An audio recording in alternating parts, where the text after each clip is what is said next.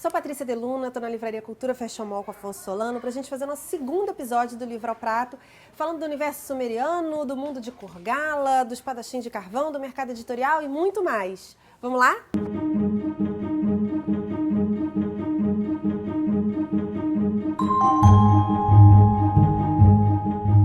Então, Solano, acho que a gente vai fazer agora um prato de grãos, né? Ok. Que era o que eles mais comiam.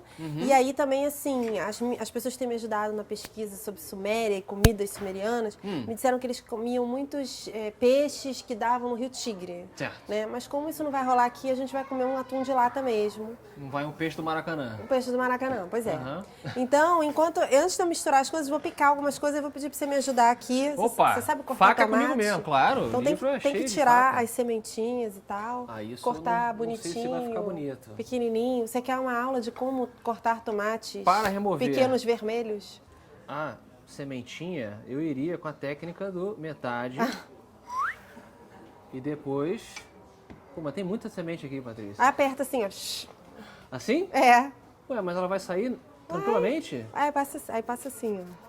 Gente... Que do livro ao prato também é cultura, entendeu? Caramba, aprendi Ensinando a tirar tirar sementinhas do semente. tomatinho. Mas a semente não seria boa para a digestão? Dizem que faz mal, né? É? Tem uma corrente que faz mal e tal.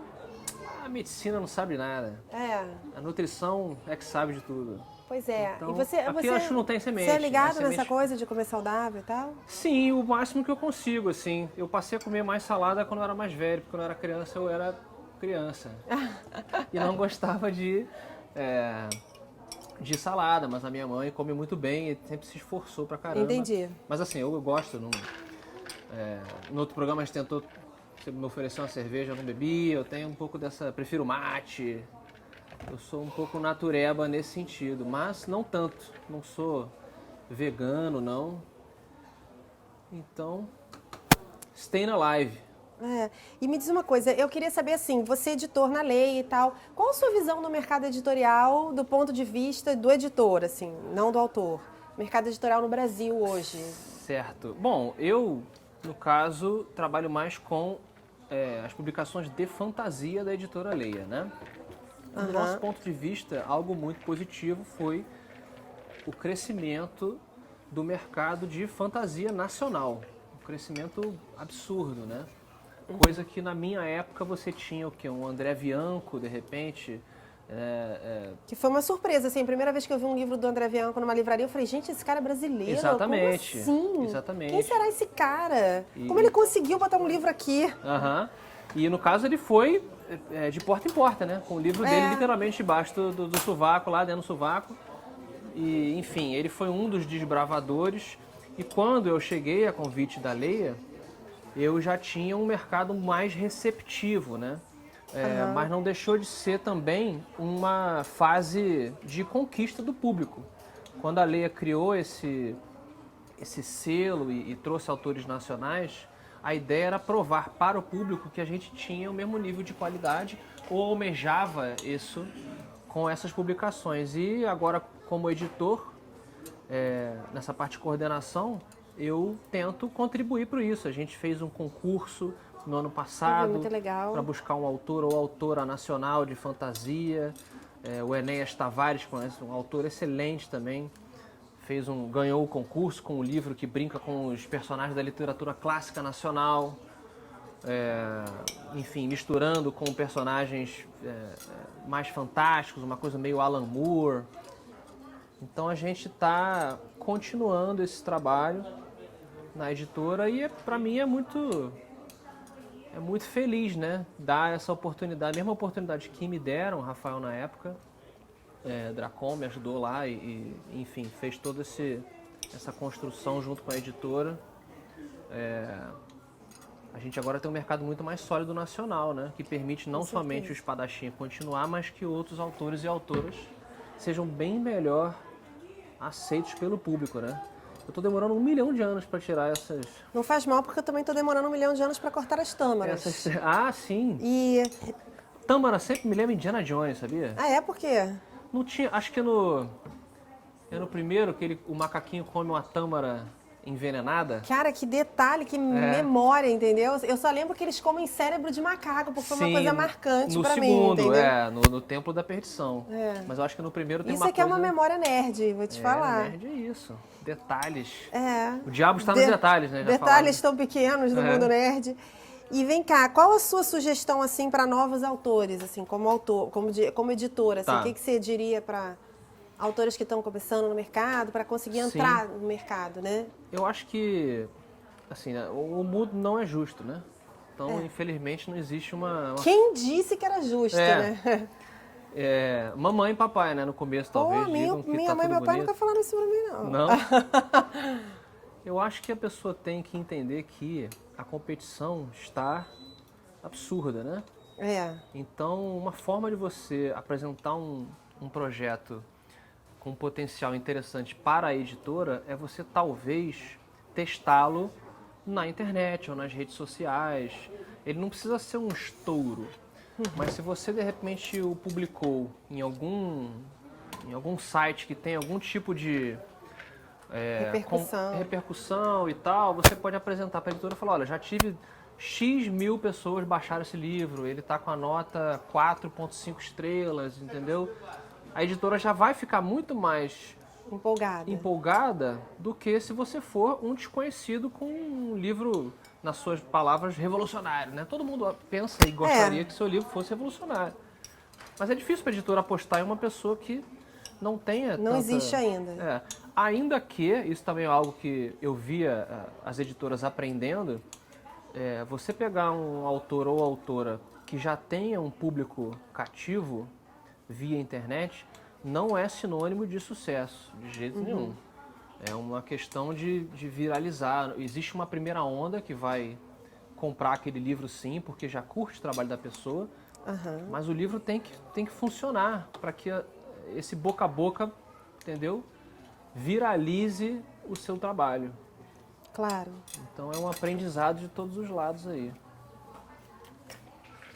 Não, com certeza. Quantos tomatinhos faltam aqui? Eu acho que tá bom de tomate. Já? Tá bom de tomate. Eu tô no automático aqui. Uma coisa que eu ia te perguntar também... É meio terapêutico, né? Meio cozinha terapia também, total. Eu sempre faço isso, tô nervosa, vou lá, soco uma massa de pão e tal, entendeu? Corto os tomates. Eu faço isso com louça. Eu não faço com louça. Detesto lavar louça. Lá em casa eu que lavo a louça. Não, falei pro meu namorado instalar uma máquina de lavar louça. Eu falei, eu não quero lavar louça. Mas louça é bom pra quê? Pra você encontrar solução de problemas. Pra mim é a massa de pão, entendeu? Ela soca o pão, massa o pão, entendeu? Mas dizem isso, né? Até pra processo criativo. Se você tá tá com um nó na cabeça, você vai lavar a louça, vai cortar um tomate, vai amassar um alho, vai fazer alguma coisa repetitiva.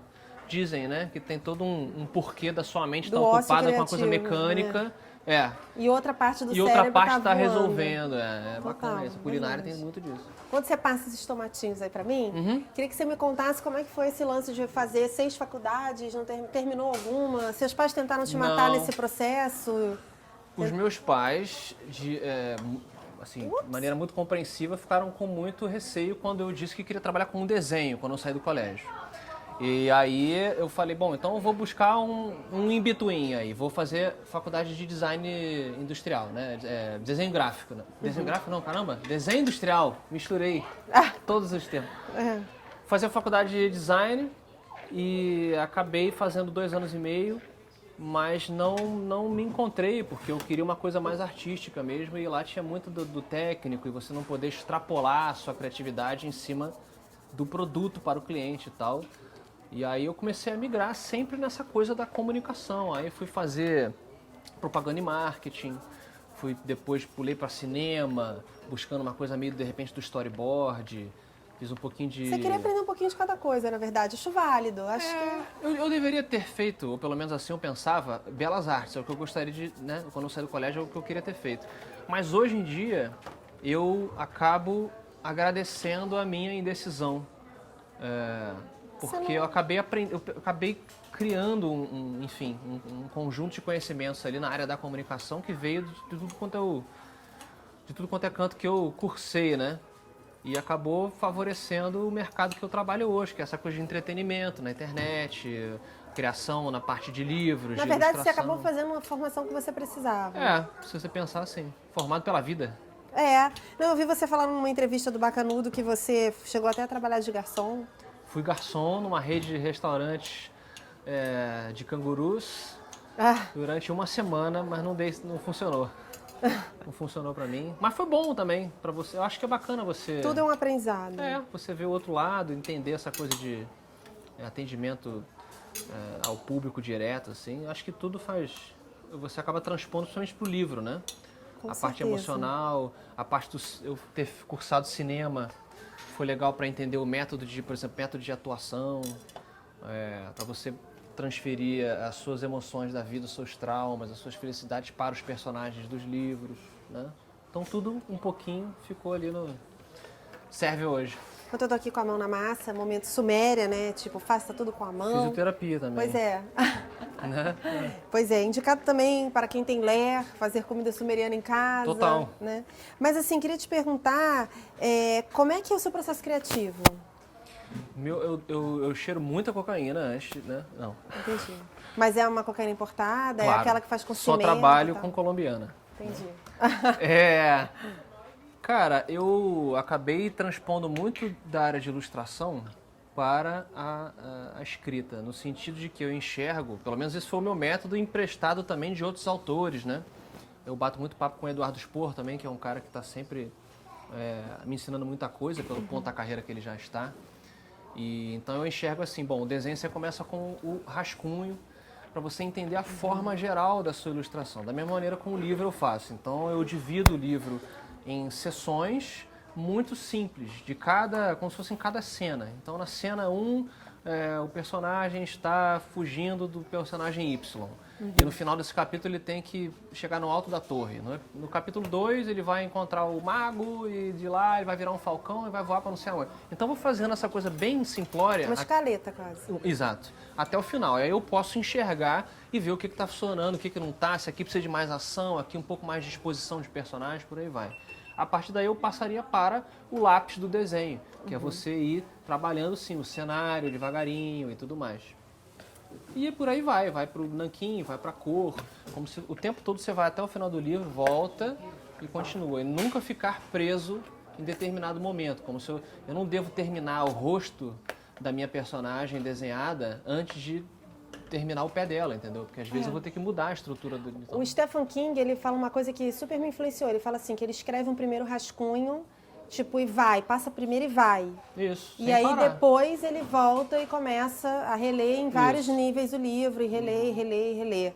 Mas que ele não se preocupa no primeiro rascunho dele, tipo, passa primeiro e vai. Eu concordo. E eu achei que isso foi uma coisa boa pra mim, que eu me pegava muito em... Muita gente acaba entrando nesse preciosismo de terminar o capítulo inteiro antes de seguir para o resto.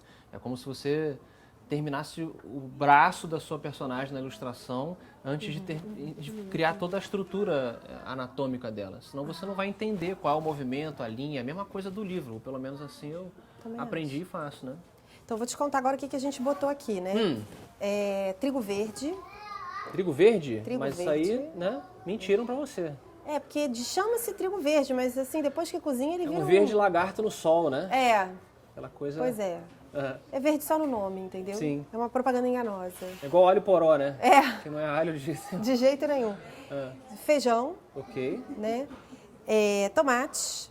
Sempre que já estão misturados aqui, né? Meus tomates. Seus tomates, né?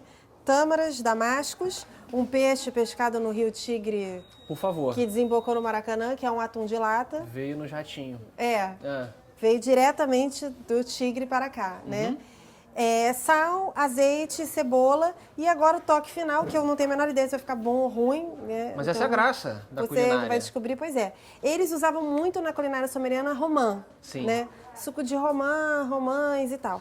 Então, existe um molho árabe, que é um molho de romã, que parece um vinagre, tem uma certa consistência de vinagre, tem um gosto meio de limão, assim, e vamos ver o que vai acontecer. Vamos ver como é que o corpo vai reagir.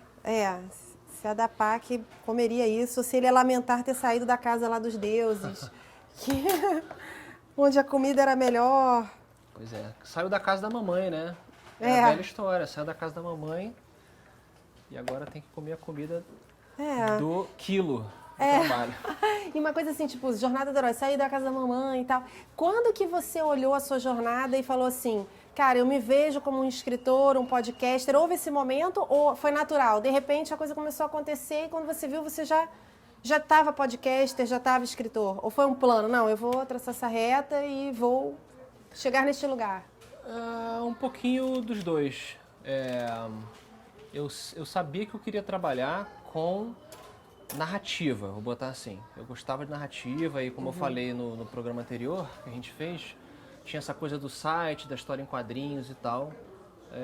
Mas eu não tinha muito apego a qual seria necessariamente. Quando eu tentei trabalhar com quadrinhos durante o início ali da minha vida profissional, eu aos poucos entendi que talvez não fosse para mim. Eu não sou um ilustrador, por exemplo, muito rápido. Então, talvez eu não me adaptasse tanto àquele ritmo e outras coisas que eu de repente queria construir que eu ficava mais preso e não funcionaria para mim. Então eu falei, não, que tal eu misturar a ilustração na parte da literatura? O livro tem, os livros do Espadachim têm ilustrações, né? Não somente o mapa, mas cada capítulo tem um desenho mostrando um personagem, enfim, uma cena. São seus os desenhos? Os internos são. Legal. E aí acabou misturando, mas foi uma coisa bem orgânica mesmo, porque enquanto eu estava escrevendo o livro, surgiu Matando Robôs Gigantes. E aí começou essa coisa com o Jovem Nerd, eu participando de vários programas, e aí acabou criando essa oportunidade para que outros veículos descobrissem que eu também escrevia. Aí eu comecei a escrever para o G1, fiz colunas de videogame para eles durante bastante tempo. Escrevo hoje para o Omelete também, uma coluna quinzenal. E aí acho que foi um conversando com o outro, entendeu? Muito legal. Acabou funcionando. Então, Solano, agora é a hora da verdade, né? Vou te dar esse prato. Vale você dizer que não gostou, que essa romã não deu certo, que... Escritor tem que aceitar crítica, né? Tem que ter um ego forte, pois é. Isso. Vale você dizer que esse atum não, preferiu um peixe do tigre. Não faça isso em casa que você vai passar mal. Será? Será? Veremos. Tchan, Aqui tchan, tá tchan, tchan, tchan, tchan. Agora uma opinião sincera. Tombolho.